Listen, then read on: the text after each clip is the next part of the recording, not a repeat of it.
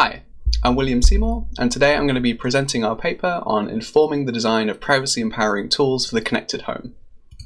When we think about conceptualizations of the home, we often see it as a refuge that we can retreat to and be ourselves, a personal castle. Amongst other things, the home serves as an important space in which to decompress, somewhere where no one is watching or judging you. Indeed, when you invite someone into your home, there's still usually a demarcation between public and private.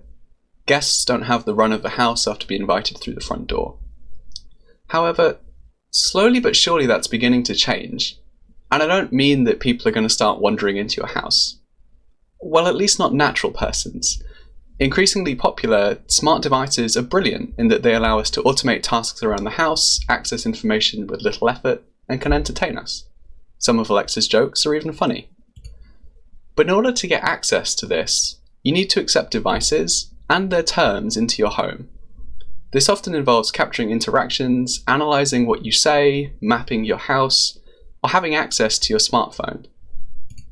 Part of the issue is that people aren't aware of what's going on. And to this end, there's a lot of media coverage about devices that capture and sometimes also leak private and intimate information. Studies that observe and show disclosures from people's apps usually find that the initial response is feeling creeped out or outright shock, even though there's a background awareness of privacy and security problems. Seeing what's happening to you in your home is powerful, but quickly this shock turns into dejected acceptance. It's the same for everyone. I have nothing to hide. It's too late to do anything about it, or I can't do anything about it. When we consider the reasons why this is a hard problem to navigate and reason about, there are three main issues that need to be addressed. Firstly, you need to have detailed, specific knowledge about what the devices in your home are doing and the companies that they're talking with. You can't do much about what you don't know. Secondly, you need an understanding of the bigger picture. Why do companies make devices that do this? Are all disclosures equally bad? What about data that goes to different jurisdictions? This kind of education is something that doesn't come up very often. Although here in the UK at least, we're beginning to see educational resources in schools that talk about the architectures and infrastructures that enable connected devices. Okay, so you know what your devices are doing. You have a pretty good understanding of why things are happening, and you find something you don't like. If you want to be able to do something about your privacy, then you need to have effective levers you can pull, either to tell devices to stop collecting and sharing, or to make them. And you need all three of these together. It's not enough to only give people powerful tools, or to educate them without the tools to make changes. In fact, this is exactly what leads to the dejected and downtrodden mindset that we saw earlier. I bet what's happening is bad, and even if I knew, I wouldn't be able to change it. With this in mind, we set out to explore potential solutions using what we call privacy-empowering technologies through the use of a technology probe. Technology probes are artifacts that are sent out into the unknown in order to see how people engage with a topic during everyday life. Our probe was created to answer social science questions about how people think about their connected privacy and what concerns they have, engineering questions regarding the data you need to do this and the feasibility of doing so with today's devices, and design questions about what features and representations work in this context. The probe, called Aretha, like R-E-S-P-E-C-T, never mind. The Aretha probe combines each of these three pillars to see how they might impact the ways that families engage with privacy in connected homes. The Aretha software is run on a mini PC attached to a keyboard and mouse. This is then situated somewhere prominent in the home and connected to the internet. Devices can be connected to Aretha's Wi-Fi hotspot, and traffic to and from those devices is analyzed before being forwarded to the internet. The Aretha software is open source, and you can find it on GitHub. With this in mind, our first design goal was to make Aretha's visualizations of home network traffic clear and easy to interpret. We wanted to give users facts about how their devices were communicating over time, as seen here in terms of traffic volume per device and per external company, but also an aggregate, a view which was intended to present a sort of privacy risk profile for the household. This view also shows the geographic location of data destinations. To back up this specific knowledge about what devices are doing, Aretha also needed to help give context about how and why their devices operate as they do. We combined existing resources from organisations such as the BBC with our own content to create a curriculum that participants completed during the study, and these were illustrated with examples dynamically taken from each participant's network traffic. Finally, the probe needed to give people accessible and effective controls to manage their information flows.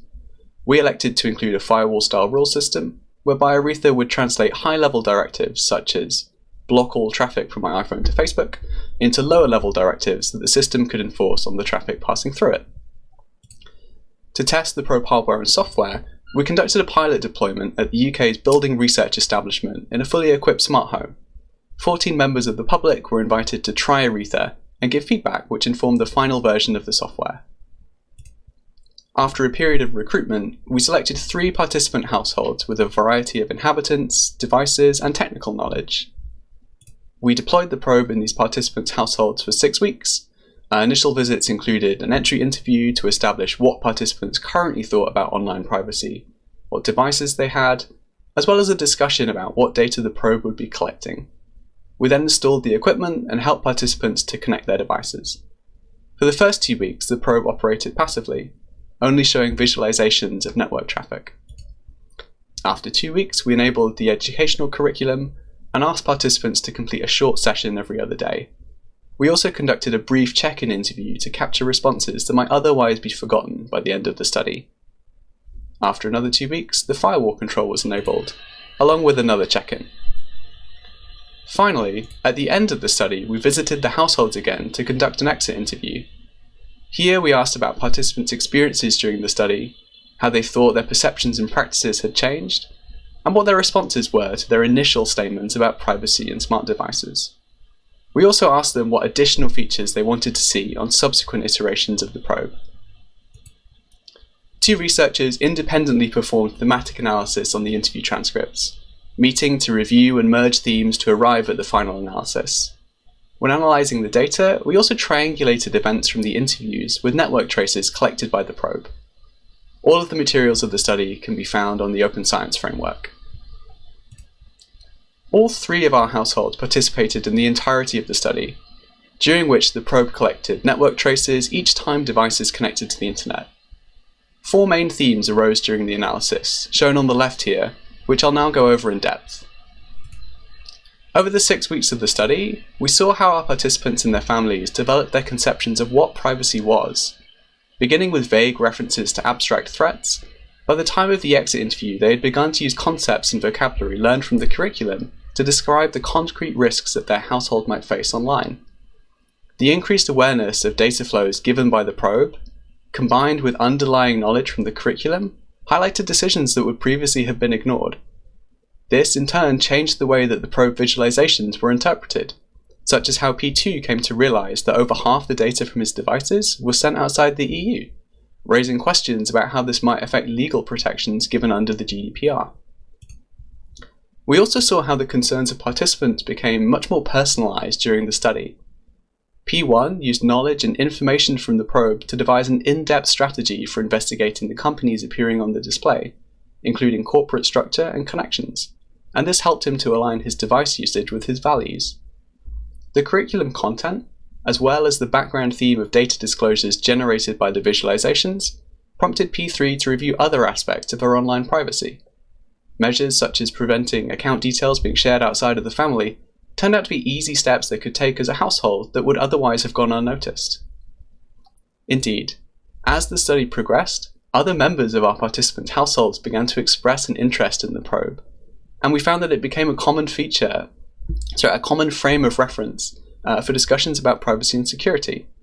Sometimes this involved building mental models through immediate feedback offered by the probe, and using the visualizations to associate online activities with data disclosures. At other times, members of the household would use the probe to hold each other to account over what was happening on the home network. Finally, conducting a home deployment foregrounded a number of issues around the use of privacy-empowering tools in a busy home environment.